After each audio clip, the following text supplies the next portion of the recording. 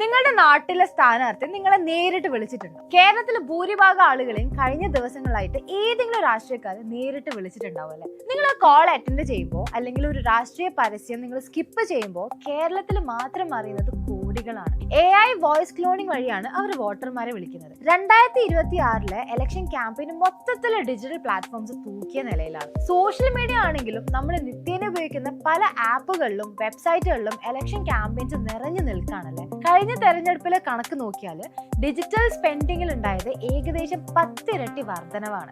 ഏകദേശം 2 കോടിയുടെ അടുത്താണ് കേരളത്തിൽ മാത്രം ഇലക്ഷൻ ക്യാമ്പയിൻസിന് മെറ്റാ പ്ലാറ്റ്ഫോംസിൽ റൺ ചെയ്തിട്ടുള്ളത്. പെയ്ഡ് ആഡ്സ് മാത്രമല്ല, ഓർഗാനിക് റീച്ച് നോക്കിയാലും നേതാക്കളുടെ വീഡിയോകൾക്ക് മില്യൺ കണക്കിന് വ്യൂസ് ആണ്. അതായത് ഒരു വീഡിയോ വഴി തങ്ങളുടെ ആശയം കോടിക്കണക്കിന് ജനങ്ങളിലോട്ടേക്കാണ് ഈസി ആയിട്ട് എത്തിക്കാനായിട്ട് അവർക്ക് കഴിയുന്നത്. പോരാത്തതിന് ഇൻഫ്ലുവൻസേഴ്സിനെയും ഫുഡ് ബ്ലോഗേഴ്സിനെയും കൂട്ടുപിടിച്ച് ജെൻസിയെയും അവർ ഈസി ആയിട്ട് കയ്യിലെടുത്തിട്ടുണ്ട്. മൊത്തത്തിലെ ഡിജിറ്റൽ ടെക്നോളജീസ് നമ്മളുടെ ഇലക്ഷൻ ക്യാമ്പയിൻസിന്റെ മുഖച്ഛായ തന്നെ മാറ്റിയിട്ടുണ്ട്.